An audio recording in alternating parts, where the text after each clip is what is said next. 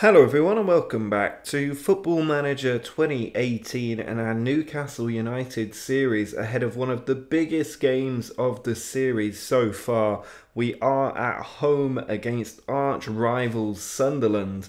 The Scum are coming to St James's Park and we are going to be in for a tough match, but one that we should really be sweeping them aside with. And I'm hoping that we will actually get a few goals in this game, but there's all still to play for. It is in the FA Cup as well, so it's a nice sort of competition to be taking them on, because I would like to see some good progress in the FA Cup this season if we're able to do it. Now, this episode is also in the January transfer window. I am still trying to identify useful targets that we could bring into the team, but I'm not having the best of luck at the moment. So if you have suggestions for players, do let me know down in the comments. Somebody suggested a guy called Pietro Pellegrini, I think his name was. After the last video, I checked him out, but unfortunately he would cost about £90 million to sign. So if you have suggestions for decent players, let me know down in the comments and I will look for them ahead of the next episode. And if they will fit the team and they are affordable, I will be picking them up.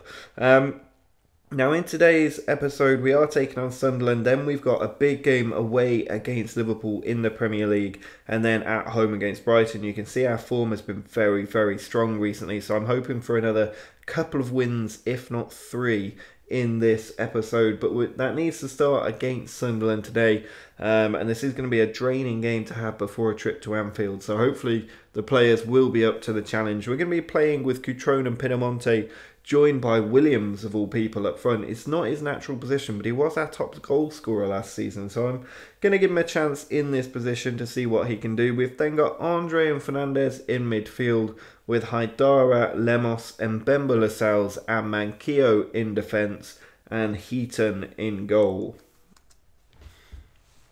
Well, Pinamonte kicks the game off for us as Manquillo sends the ball back to Mbemba. I am hoping to win this one by 3 to 5 goals, really.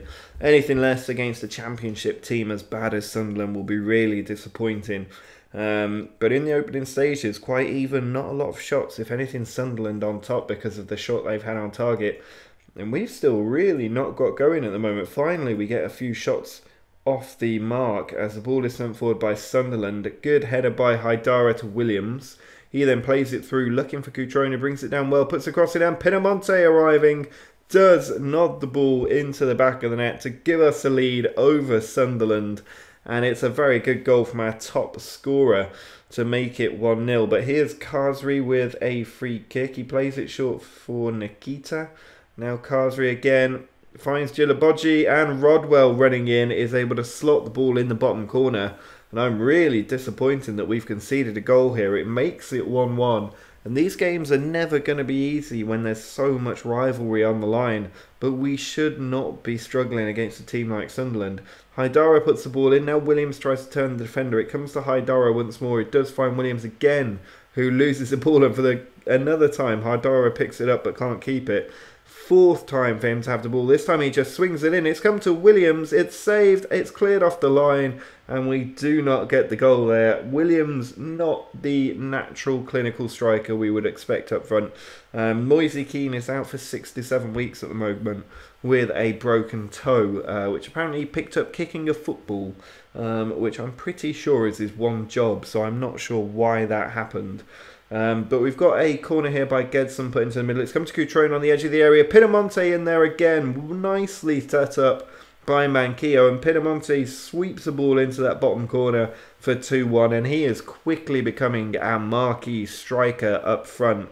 It's a game we deserve to be winning. We're even dominating the possession, which is unusual since we started using this tactic. But right now we are very, very much in control of this game, and we just need to keep that up and not concede another sloppy goal like we did for Sunderland's first one. But at the moment I'm reasonably happy. Not the best performance from our midfielders though, which is interesting. It's Pinamonte really carrying the team right now as the ball is sent forward by the Sunderland keeper. Good header by Lemos, but it comes to Watmore in the Sunderland team. He finds Rodwell. Now Khazri pushes the ball over to McGeady. Catamol through to Nikita.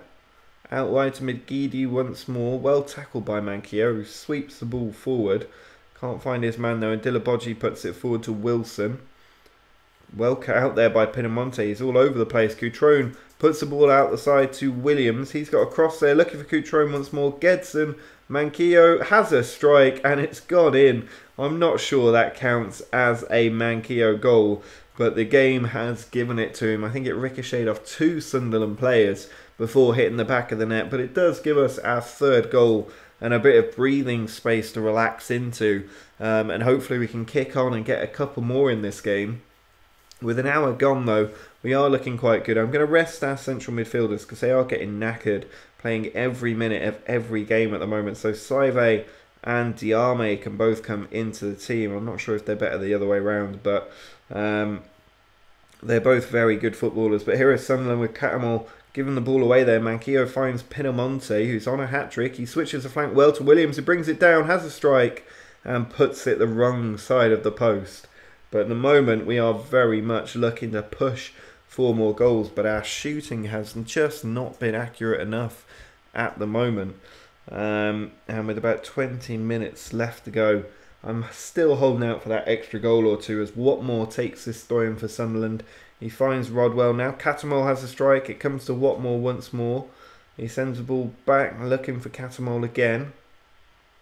Saive well intercepting there.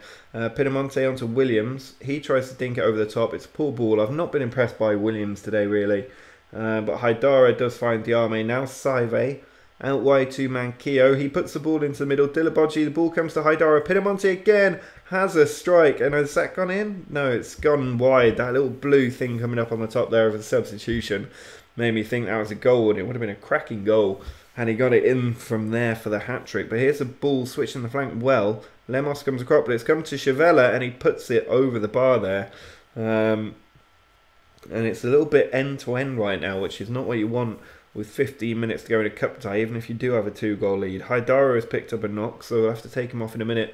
But the moment Williams is in behind, he's got players arriving. Pinamonti is at the far post. Cutrone can't keep it, though. It's Saive. Holds onto the ball well, finds Pinamonti, now Manquillo in on goal, and Manquillo gets his 2nd of the game, and now our right back is on a hat-trick as well. I'm going to have to get Carmona to play on the wrong side of the pitch for him, just for the last 10 minutes or so, but with a 3-goal cushion, I'm not exactly worried about our ability to see this game out, and it should really be a comfortable win for us, with just a few minutes left to go. It'd be nice to get one more in the last bit of added time.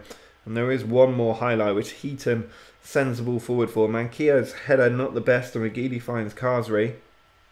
He goes through some players, but can't get past the cells. But he does at the end there, and the shot is a little bit wide of the post, but not too far away.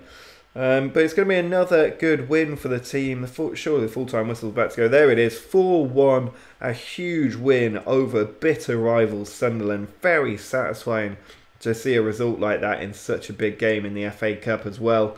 And it means we can head into this game against Sunderland on the back of a pretty special run, really. We now have 3 straight victories. We've won 7 of our last 8 and 9 of our last 11. That's not a bad run of form whatsoever. I think it's 9 of the last 11. And with games against 10th placed Liverpool and 8th place Brighton, there's no reason we can't get 6 more points in this episode. Well, it is now time for the game against Liverpool. We are away from home, but it's worth remembering we did smash them not too long ago, 5-1 at the start of the season at home. So hopefully away from home, given they're in 10th place, we will be able to get another win. You can see we're sitting in 4th place at the table, but we have played 1 game more than Arsenal and Spurs, who in theory could both move ahead of us, so we need to keep up the pressure with a win today. Liverpool are the favourites in the odds, despite us having the better league position and the better form and the better head-to-head, so I'm not sure why they are the favourites. But you can see Dejan Lovren represents good quality at centre-back, apparently, is their biggest strength. Not sure that is entirely true, but who knows, that's what the game is saying, so we will need to watch out for that. But with our 3 strikers, Perez coming in this time for Williams, who is disappointing, I am hoping for a good performance.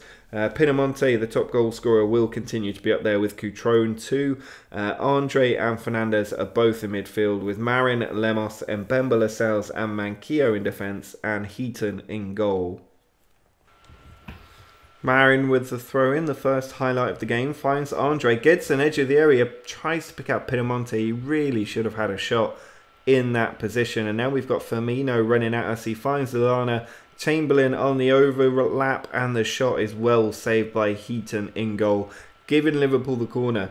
But if Gedson had had a strike there, I think not only would we be in front, but they would not have had this chance to come at us on the counter-attack and then the subsequent corners. So we need to hope that they don't get a goal from the second one as Keita takes it. Coates' header doesn't work out and Gedson with a random spin can't pick out the striker up front. But we've got another highlight here as Firmino is taken out from behind there by Mbemba, who's already on a yellow card. What's he done there? He's about to get another, and he's been sent off with 29 minutes of the match gone. And it means Perez is going to have to be sacrificed up front. I'm not sure why they won't let me put a defender back there. But it means we're going to be playing with just the two strikers, which is not ideal. And Perez will need to come off for Chris Smalling's debut. Gedson's corner in towards Chris Smalling, and he scored 2 minutes into his debut, coming on as a substitute in front of the Kop. He has made it 1-0 to our 10-man team, and what an impact debut that is. I've never seen that from a central defender before. Absolutely spectacular stuff by Chris Smalling. Now Liverpool with a free kick goes to Mo Salah. He has a strike and it's just wide there, not far away from finding that top corner. But at the moment, Chris Smalling is giving our 10-man team a huge advantage, and he gets that corner away with a header as well. He is our man for the set pieces. Salah puts the cross in though, looking for Chamberlain. Well saved by Heaton, and Lascelles gets it away. Lallana with the corner for Liverpool puts it into the middle, and Coates' header does go into the back of the net. I think there might be a problem with that goal though. The referee, no, he was just randomly standing there not doing anything, but it is 1-1. Coates with the goal. Or was it Firmino who got the goal in the end? Coates with the assist there. But disappointing to concede from a corner like that. When you're down to 10 men, you don't really think the team would be sloppy at set pieces. And you're much more likely to be cut open in open play. But this time around, Liverpool have done what we did. And it is all square with about 20 minutes to go. I'm going to have to make a substitution because Manquillo really struggling. Carmona can play in that position quite comfortably though. And we brought him in to take over from Manquillo. So I'm sure he'll be fine. Might need to take Andre off at the middle because I think that midfield is doing all of the work. And they're getting tired without that extra man up front. But here's Pinamonti on the run. We haven't had a attack in quite some while as Carmona switches the flank to Marin. He puts a cross in, looking for Cutrone, who's in on goal. Mignolet saves it. Cutrone again, looking for Pinamonti. Gedson in there, and Gedson makes it 2-1. Now we have stolen a lead against Liverpool. I'm going to have to take Andre off now for, I think, Saive. But somehow we have taken the lead at Anfield for the second time with 10 men. Absolutely unreal. If we can take a win from Anfield with 10 men, I would never have expected that. But Klein from the corner makes it 2-2. Two very sloppy defensive set pieces have given Liverpool a way back into this match. And with 10 minutes to go, it is not yet all over. They seem to score immediately after we do, which is really frustrating that that would happen. And we need to be better at that, holding on to the lead. For some reason, there are 5 minutes of added time. We had better not concede in these 5 minutes. With 2 to go. I don't mind taking a draw from Anfield, but really it should have been more. And had we never got that red card from Mbemba, we probably would have got more from that game because we were almost certainly going to win it on the evidence that we saw today. So I'm going to tell the team I'm not actually happy with the draw at Anfield, even though I'm perfectly content with it. And it means we do drop down to 5th place, and Arsenal and Chelsea have games in hand on us. So the top 4 has just become an awful lot more difficult.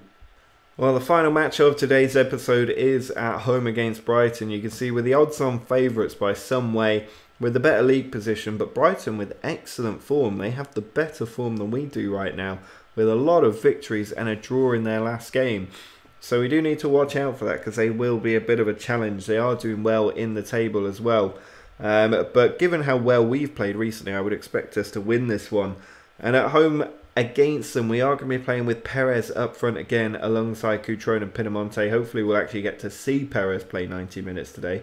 We've then got Marin, Andre, Fernandez and Manquillo across the middle, with Lascelles, Lemos and Smalling making his first start in defence, and Heaton in goal. Manquillo with the throw-in, giving the ball away there to Gross, but it comes to Smalling. Now Manquillo again, puts the ball inside to Andre. He switches it well to Marin there. A lot of space ahead of him for Perez. It comes back to Marin once more. He puts the crossover for Manquillo arriving. And he's put it, I think, against the post there. And it bounces back out. But very close for Manquillo to another goal. Here's a free kick, though, to be taken by Andre. He's looking for the back stick. Lascelles in there. It comes to Smalling. And Chris Smalling has scored on his home and away debut. And on his first start. And on his first appearance as a substitute.